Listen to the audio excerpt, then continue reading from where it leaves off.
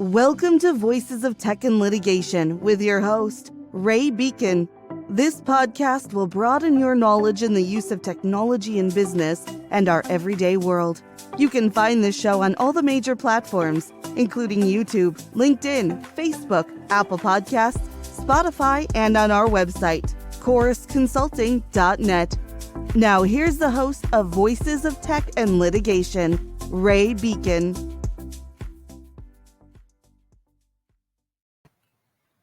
Hey, everybody. Hey, Tom. How are you? Good, Ray. Good to have you. Hey, I wanted to real quick introduce Tom Fox, my guest. He and I have a relationship back to the mid-'90s. He was actually one of my very first clients when I was a fresh-faced kid out of college. So mid-'90s, he was at a law firm, and he was one of my first litigators that I did business with. And then we've crossed paths in the compliance world. We're both members of a Greater Houston Business Ethics Roundtable, trying to promote compliance and ethics in the workforce. And so just wanted to let Tom introduce himself a little bit and kind of take it from there. Sure, Ray. Thanks. And thanks for inviting me to be on your pod. I'm glad you finally got a pod. I can only say it's about time. So my name's Tom Fox. I'm the founder of two podcast networks. The Compliance Podcast Network, which is what it sounds like, legal and regulatory compliance. It's the only podcast network in compliance. I'm also the co-founder of the Texas Hill Country Podcast Network, award-winning network for the region encompassing the Texas Hill Country, where we tell the stories of the people, places, and things that make the Texas Hill Country, in my opinion, the best place in the world to live. All right, cool. Well, let's talk compliance.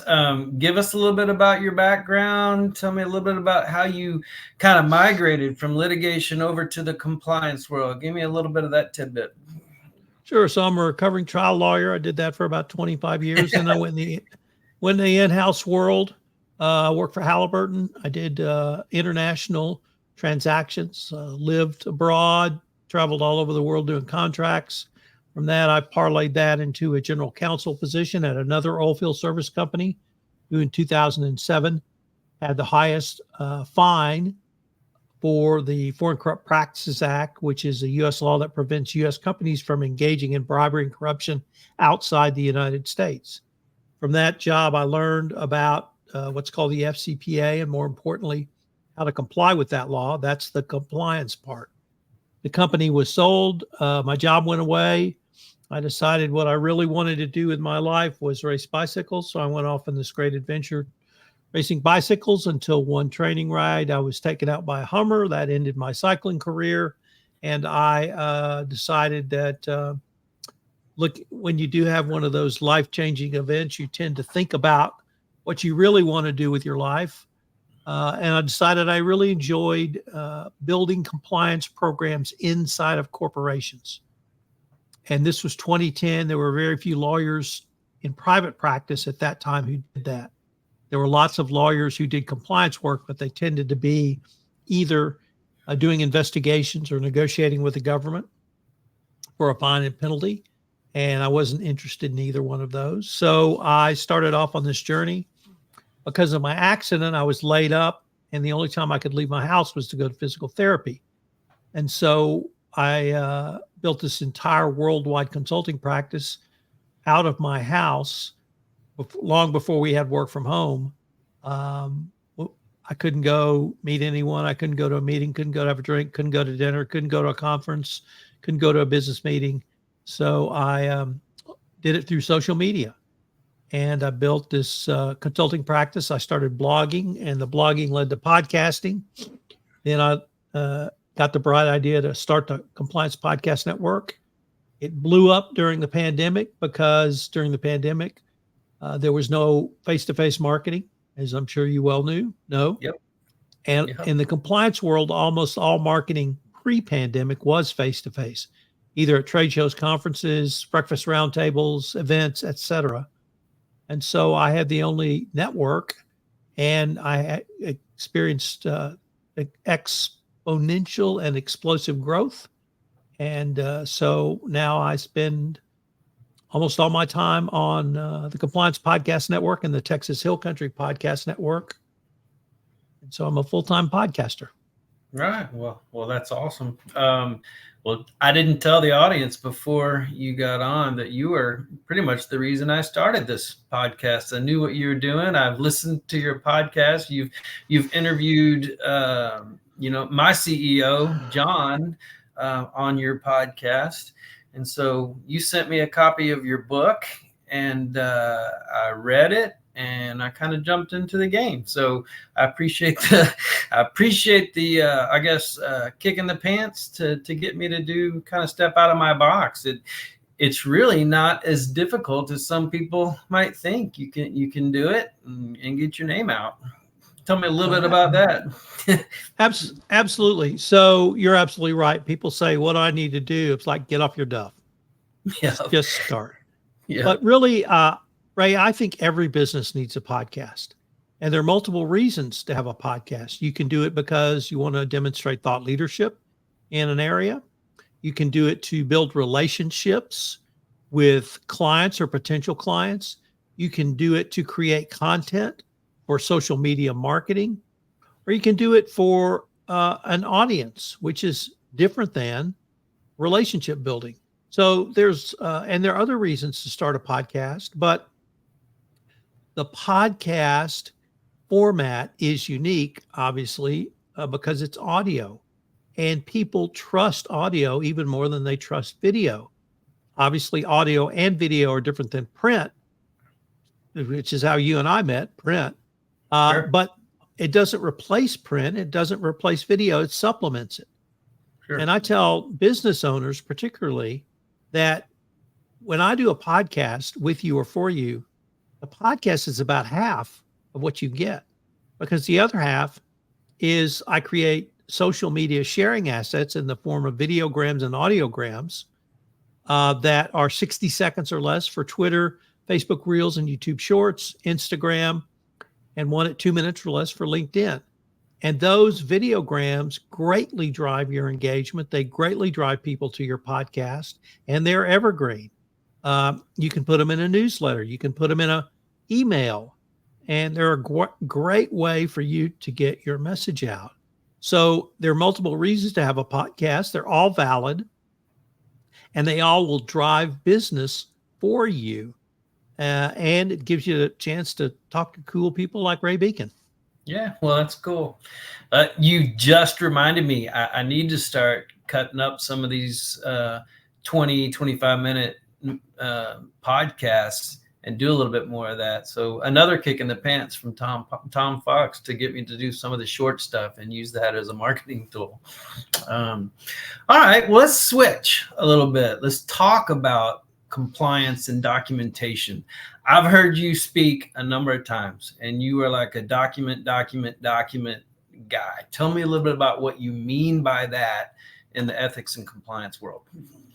Sure. So the three most important things in any compliance program, and it doesn't matter what it's in: food safety, healthcare, anti-corruption compliance, anti-money laundering, export control, trade sanctions, are the following: document. Whatever you do, document it. And the reason is several reasons. Number one, you want to have an audit trail, so it's auditable. Two is, if you don't document it in a regulator's eyes, it never happened. There are enforcement actions where there was no evidence of a bribe paid, but something happened and the companies couldn't document that their compliance program policies and procedures were followed. And so they got fined. Literally millions of dollars. So if a regulator comes knocking, you have to be able to show your decision making. Three is, more in your sort of arena, is litigation. You need to be able to show how you came to a decision. You don't have to make the right decision. You have to show what was your decision making process. For boards of directors, for senior executives, it's critical to have a documented process to show how was the information presented. And so it's document. And every compliance program needs to have that built into it so that you can demonstrate to a wide variety of stakeholders.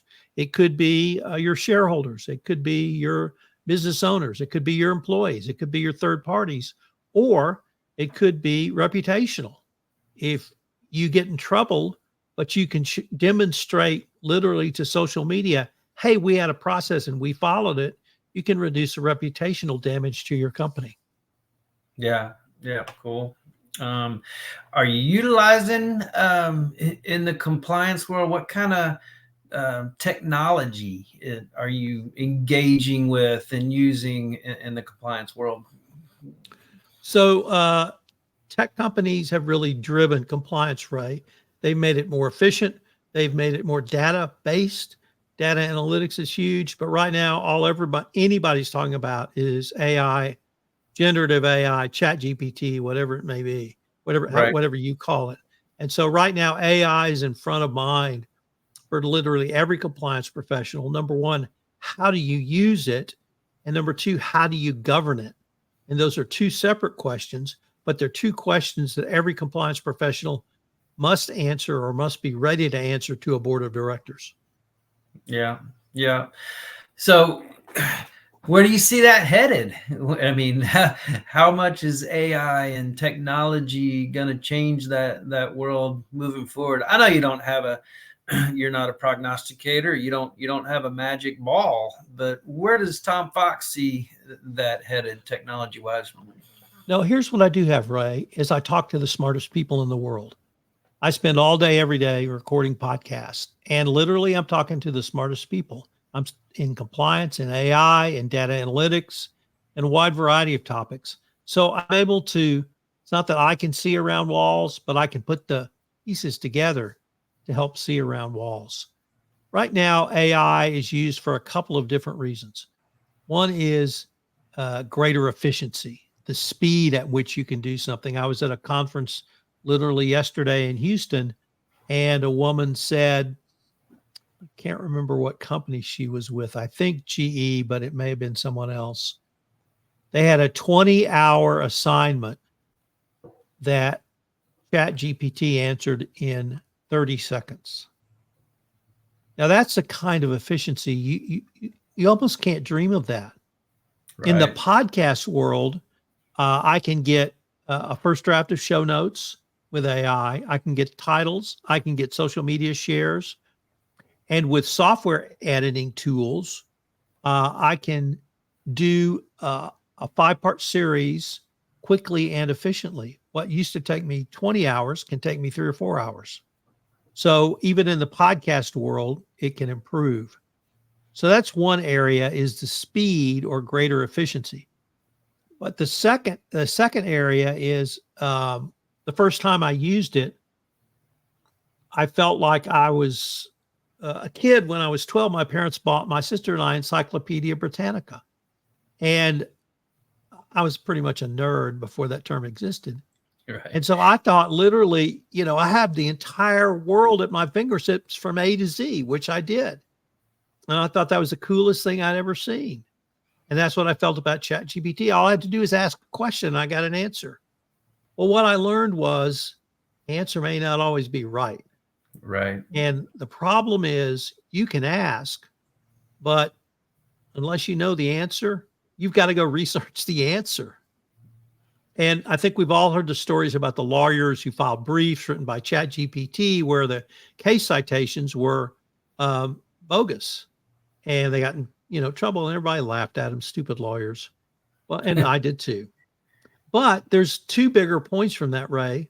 First is every young lawyer knows this, because every young lawyer right out of law school is given the assignment to write the first draft of a brief and then turn it into the partner for finalization, whether it's a court brief, whether it's an appellate brief, whether it's a memo to a client. We've all done it, and that's how you learn. Well, that young lawyer, you better check and double check every one of those cases you cite to make sure they say what you say they say. And because the partner is going to do that. And probably the partner actually knows the cases already. So that's sort of where we are at ChatGPT. If you're a lawyer and you get a brief written and you get cases, you have to go check them. So what you're going to, so that really says two things. One is you have to double check the work from ChatGPT or generative AI. Number one. And number two, but generative AI is learning, and it's learning. So if you input the information of the real cases or the correct cases, it will learn from that. But that's how an associate learns. So think of it as a young apprentice, a young associate, a first year, whatever, in a business, and ChatGPT will make the mistakes of that young person. Yeah. Doesn't mean it's wrong. Doesn't mean they're bad. It just means you're getting a first draft of something. And the example I would give you, there was a case I was researching, actually a trial, and one of the defendants was married to Linda Carter, who was the first Wonder Woman. Sure. And I distinctly remember that because we all remember Linda Carter.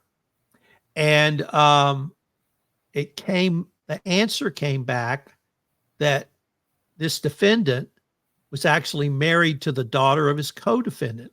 Well, I knew that wasn't right because I knew he was married to Linda Carter. And so I asked ChatGPT, please lay out the family relationship between Linda Carter and this incorrectly identified wife. And ChatGPT came back with the following: we are sorry, we made a mistake. Linda Carter was married to Robert Altman, not Robert Altman and another woman. So ChatGPT, first it made a mistake, then it corrected its mistake, it learned from its mistake, then it apologized for making a mistake. Wow. So you can use it for that reason, but you either need to know the answer or you're going to have to research it. And so I tell people in compliance, can you ask for a policy and procedure on third-party risk management? Sure. And you'll get something, but unless you know what should go in it, you're going to have to take it to somebody like me who knows what should go in it. So Right. You have to be careful. Having said all of that, yesterday, my presentation at this conference, in preparation for that, let me just say, I typed into on my phone ChatGPT, and I put this question in: you're a compliance professional. Please assess the risk of a bribe being paid in the following scenario. A managing director for your company, who is the country manager in Thailand, is involved in a traffic accident. He has been drinking and is arrested. He calls your company's third-party business agent. Assess the risk of the third party paying a bribe in that fact scenario.